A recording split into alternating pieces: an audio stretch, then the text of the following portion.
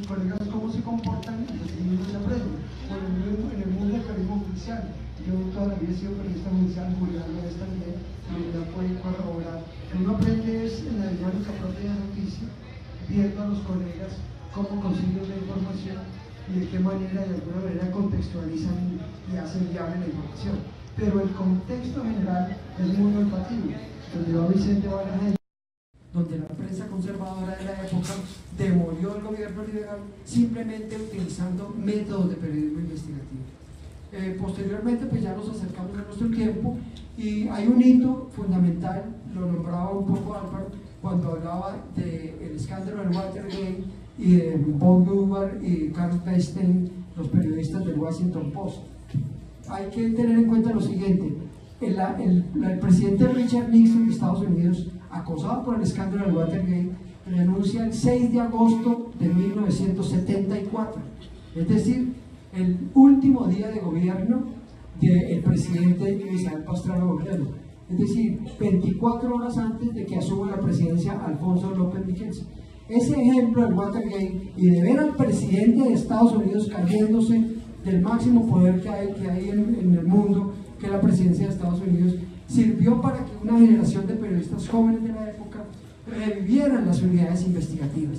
Ahí es donde nace la unidad investigativa del Tiempo, que en su momento consagró a Daniel Samper, a Gerardo Reyes, a Alberto Donadío, y el Paganini de turno, el Watergate del momento, pues era el gobierno López, y al que le tocó pagar los platos rotos de un periodismo que quería investigar fue Alfonso López Michelsen, que le tocó vivir las investigaciones que hicieron los periódicos de la época utilizando métodos de periodismo investigativo.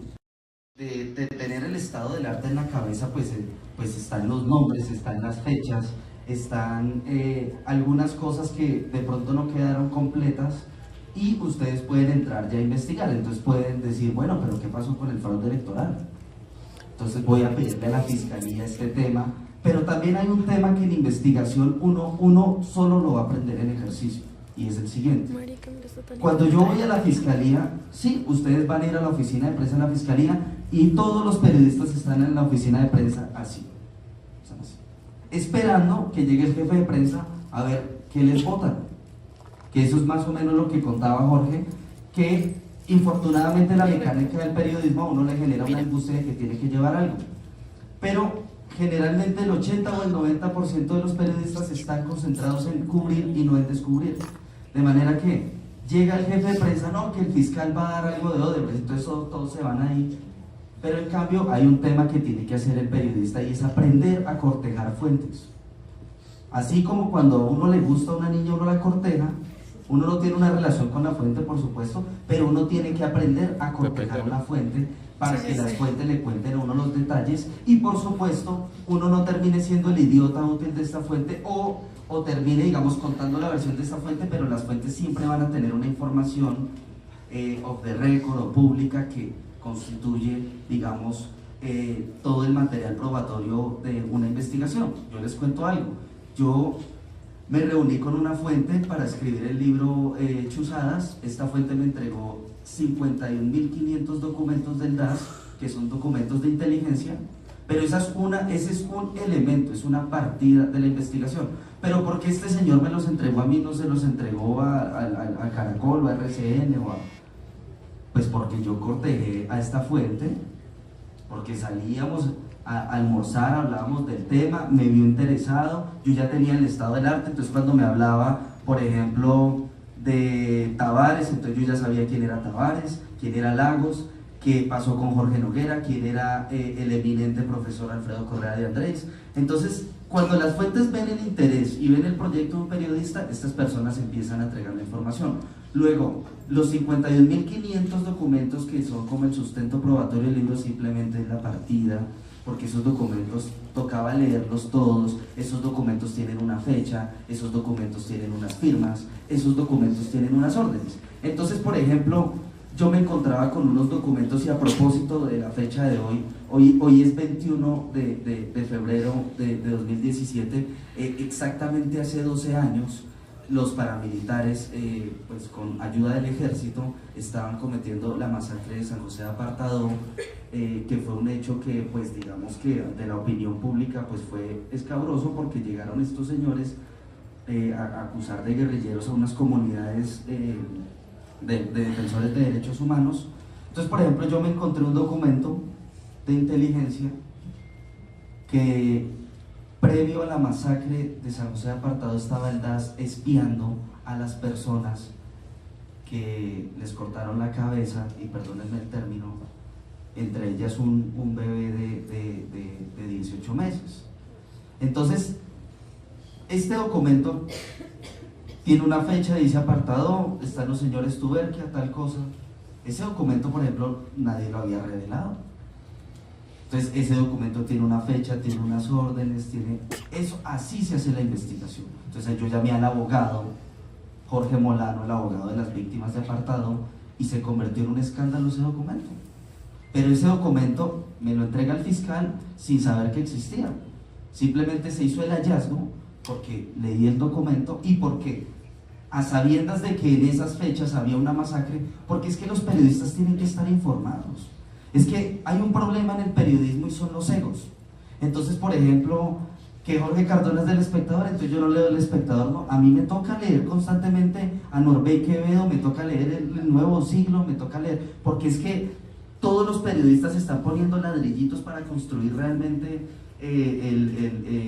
la investigación periodística en general. Es decir, yo no me puedo abanderar que yo fui el investigador de las chuzadas. El investigador de las chuzadas fue Semana, fue El Espectador, fue Noticias 1, fue el periódico El Tiempo, entre otros periodistas que se me escapan, pero digamos que lo que hace el libro que yo escribí es que contextualiza toda la información y le cuenta al lector todo el panorama de lo que estaba sucediendo en el país y cómo se ejecutaron las órdenes. Luego, por ejemplo, el libro revela cosas nuevas, como por ejemplo que el gobierno de Álvaro Uribe interceptó 183 millones de llamadas con la colaboración de Movistar y Comcel. Y por ejemplo, cuando yo le entregué al vicefiscal Perdomo el libro, me dijeron que iban a investigar, pero eso por ejemplo no está judicializado. Yo no soy auxiliar de la justicia, mi papel no es ni condenar ni juzgar a nadie, pero ese es un hecho que está todavía en la impunidad. De manera que, luego de uno revisar los documentos, que estos documentos tienen unas fechas, tienen unas víctimas, entonces uno ahora tiene que hablar con las víctimas. Y las víctimas convierten el documento en una historia. Y los periodistas tienen que contar historias. Los periodistas tienen que, más allá de la chiva, que el primero que contó esto, tienen que contar una historia. Entonces uno habla con el abogado, luego habla con las víctimas, y estas personas hacen unos señalamientos que uno tiene que entrar a corroborar, y poco a poco así se va construyendo la historia, y el ejercicio periodístico resulta absolutamente apasionante, porque la relación que uno tiene con la gente, pues a mí por lo menos eso, o sea, yo cuando ejerzo periodismo siento pasión, siento amor. A mí una conferencia como esta, pero había un video bien sobre la conferencia UNESCO Guillermo Cano. Entonces en el video bien estaba Alberto Donadío con Ana María Busquets, hablando sobre el periodismo investigativo del Espectador y hablando sobre el legado de Guillermo Cano y Sasa. Nosotros en clase veníamos trabajando quién era Guillermo Cano, la historia del Espectador, y ese día nos invitaron, Día del Periodista, a participar en esta conferencia y hacer un artículo para la clase.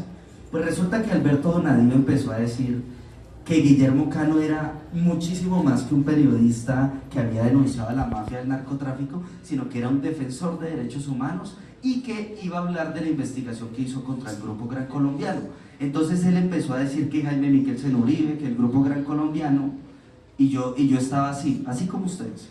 Y yo estaba, no, pero este auditorio se llama Jaime Miquelsen Uribe, yo estudio en el Politécnico Gran Colombiano, y ¡fum!, se fue la señal, cancelaron la conferencia, se suspendió el trabajo, pero yo ese día llegué a mi casa y yo dije, no, pero ¿qué tal estos hijueputas?